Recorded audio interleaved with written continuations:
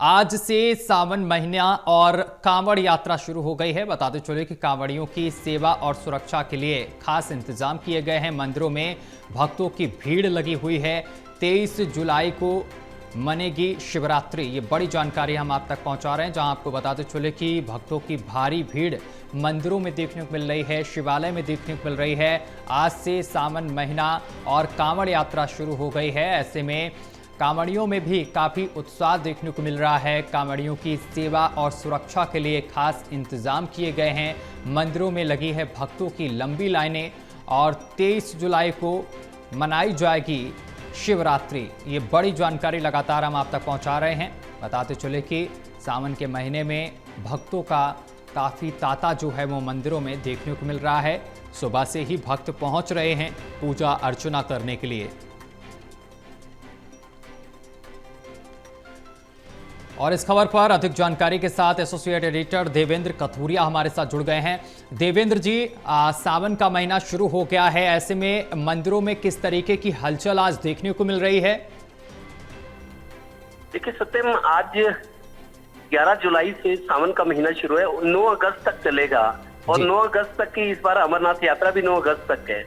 क्योंकि सावन का महीना है और वैसा माहौल भी लग रहा है, बादल छाए हुए हैं, ठंडी हवा चल रही है। सावन का महीना ही शरीर को सुहाने वाला होता है, क्योंकि गर्मी नहीं होती, मौसम सुहावना होता है।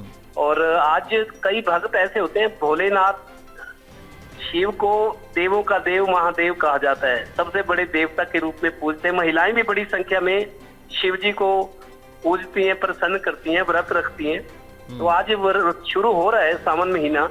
बहुत सारे लोग ऐसे हैं जो रोजाना मंदिरों में जो स्थिति में होते हैं, जो ज्यादा श्रद्धा रखते हैं, जिनके पास समय भी होता है, तो मंदिर जाकर दर्शन करते हैं भगवान की, भोलेनाथ की। तो कई लोग व्रत भी रखते हैं और लेकिन मंदिर जरूर जाते हैं। बहुत सारे ऐसे भक्त भी हैं। तो आज से शुरू हो गए सावन का महीना जी, 9 अगस्त तक चलेगा। कावड़ियों की जहां तक बात है, कावड़े गोमुख से और हरिद्वार से जो जल लेकर आते हैं, गंगा जल पैदल आते हैं जी। पानीपत, सोनीपत और करनाल, ये 3 जिले हैं जो यमुना नदी बहती है उस तरफ यूपी है, इस तरफ हरियाणा है। तो हरिद्वार से जो कावड़ी चलेंगे वो हरियाणा से होकर हजारों की संख्या में, बहुत सारे राजस्थान भी जाते हैं जी। राजस्थान के शहरों में हरियाणा से कावड़ लेकर वो शुरू में जाते हैं, क्योंकि उनको लंबा सफर तय करना है, तो शिवरात्रि तक पहुंचना होता है। जो हरियाणा के लोग हैं वो थोड़ा सा कुछ रुक कर आते हैं।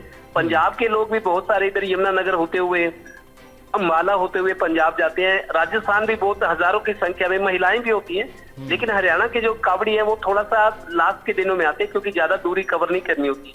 कुल मिलाकर जगह जगह अब उनकी सेवा, खाने के, आराम के इंतजाम किए जा रहे हैं।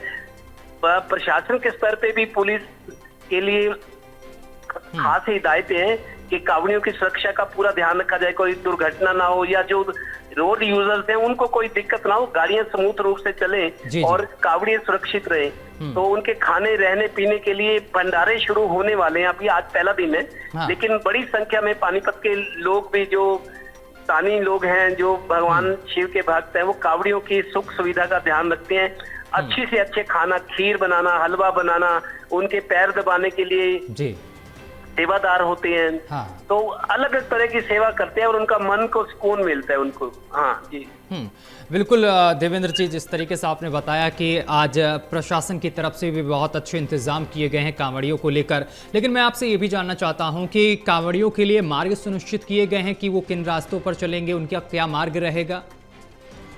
देखिए, रूट तो तय है, चाहे वो दिल्ली सरकार है, हरियाणा है, पंजाब है, यूपी सरकार, लेकिन उनकी संख्या उनकी आवक के हिसाब से होता है। क्योंकि आज पहला दिन है, अभी ज्यादा दबाव नहीं रहेगा, लेकिन फिर भी कुछ एक लेन अलग से बनाई जाती है कि कावड़िए इस लेन के अंदर रहें और वाहन उस लेन से बाहर चलेंगे।